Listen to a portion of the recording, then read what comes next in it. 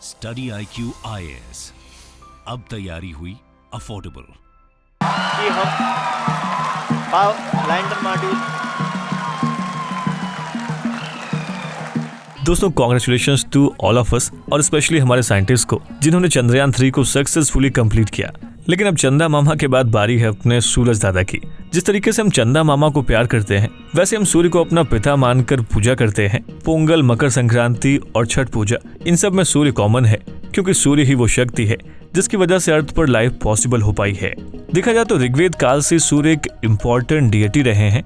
5th century के लगभग लिखे गए सूर्य सिद्धांत में भी हमारा सूर्य के प्रति जानने की लालसा को दर्शाता है। साथ ही रवि, दिनकर, दिवाकर, भास्कर और आदित्य जैसे हमारे सूरज के न जाने कितने नाम हैं, जिसके बारे में पढ़ने और जानने के फैसिनेशन के साथ ही ये हमारी जरूरत भी है। स्वागत है आप सभी का स्टडी IQ में। अनुराग पांडे नाम है हमारा और आज के इस वीडियो में हम उसी सन की स्टडी करने जा रहे आदित्य L1 मिशन की बात करेंगे। दोस्तों सूर्य हमारे सौरमंडल यानी कि सोलर सिस्टम का केंद्र है और इसी के चारों ओर प्लैनेट्स रिवॉल्व करते हैं। आपको पता होगा कि सन हाइड्रोजन और हीलियम का एक हॉट बैलून है और वैसे तो कुछ चीजों का आदि और अंत नहीं होता, पर अगर सन के बर्थ की बात करें तो यह आज से लगभग 4.5 बिलियन ईयर्स पहले हुआ। देखा जाए तो हम सन के पास होकर भी दूर हैं। दोस्तों अगर हम इसके डिस्टेंस की बात करें तो लगभग 151.16 मिलियन किलोमीटर है, यानी कि मून से भी 4 गुना दूर है। साथ ही अर्थ से रेडियस में 109 टाइम्स और मास में सन 3,30,000 बड़ा है। ऐसे में हमारा ये आदित्य L1 मिशन न सिर्फ भारत के लिए बल्कि पूरी मानव जाति के लिए इम्पोर्टेंट है।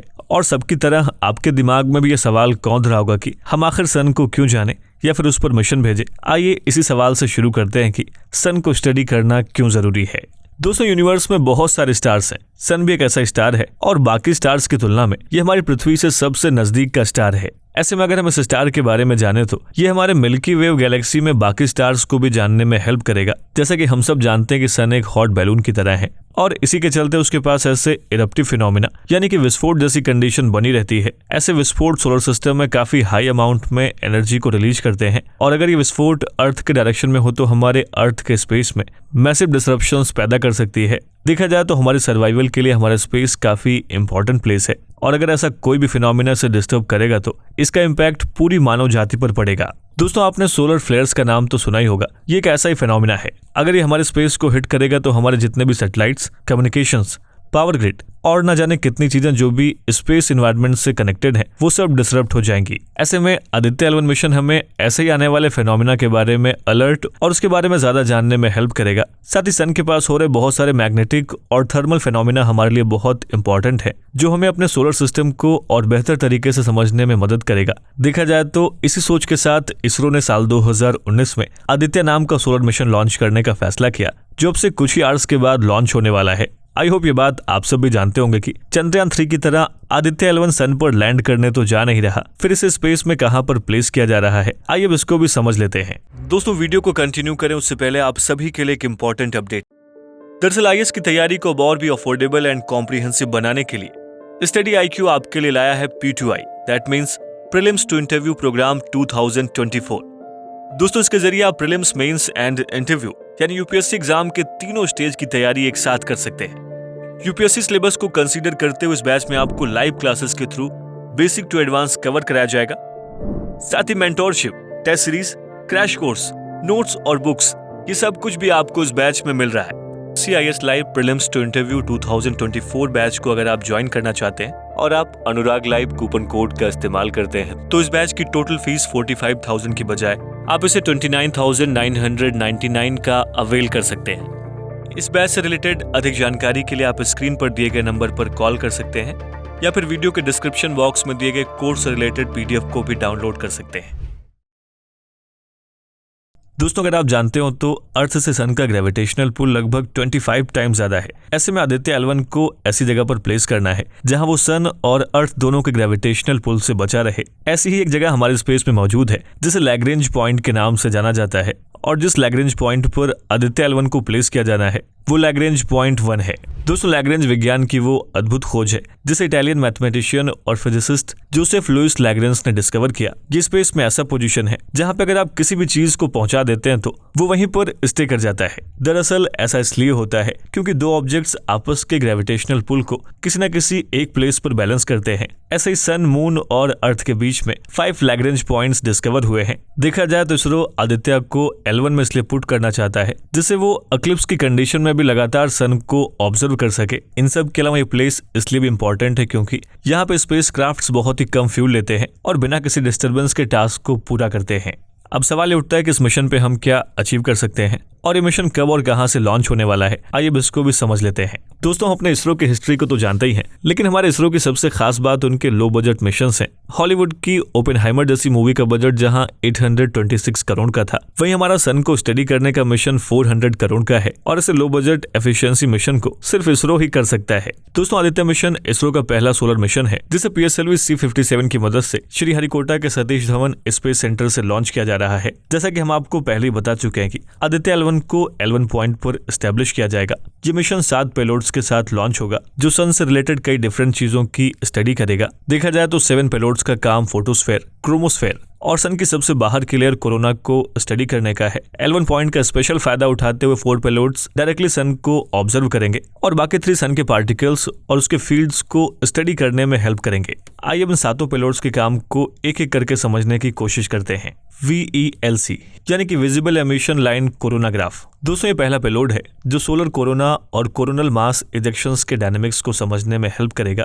इसी सीरीज में solar ultraviolet imaging telescope, solar photosphere और क्रोमोस्फेयर के नजदीक UV में फोटोज लेगा। अगला payload Aditya solar wind particle experiment और plasma analyser package for Aditya है जो सोलर विंड्स और वहां पे एनर्जेटिक आयंस को स्टडी करेंगे। साथ ही हमें वहां के एनर्जी डिस्ट्रीब्यूशन के बारे में भी समझाएंगे।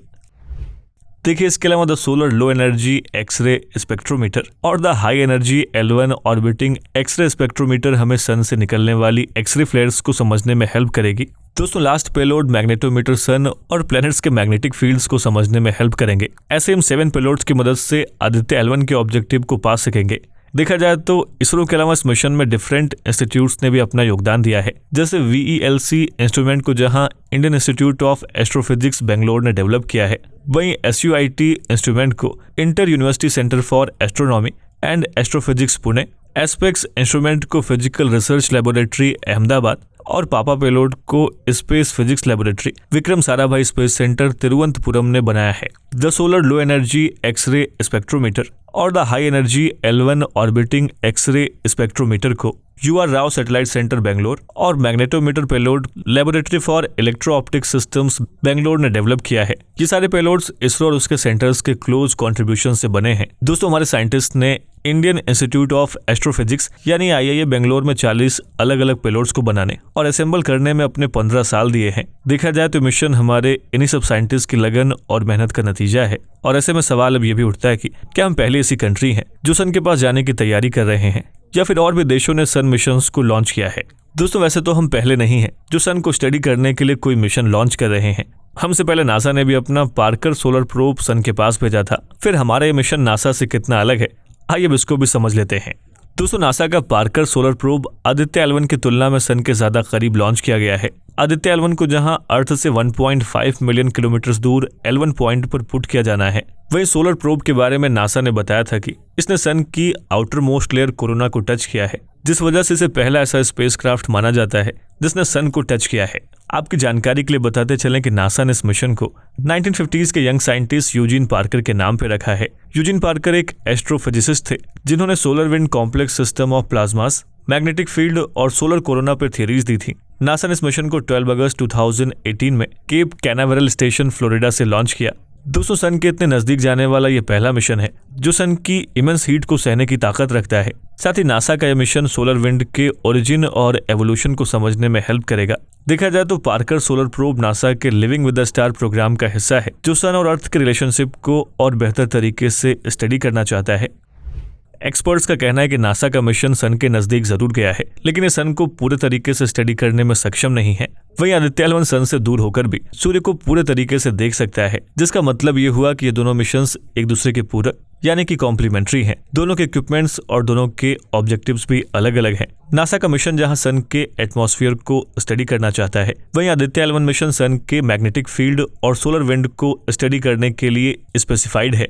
और हमेशा की तरह नासा का मिशन बहुत ही एक्सपेंसिव मिशन है, जिसका बजट 1.6 बिलियन $। वहीं इसरो का पॉकेट फ्रेंडली मिशन सिर्फ 400 करोड़ का है।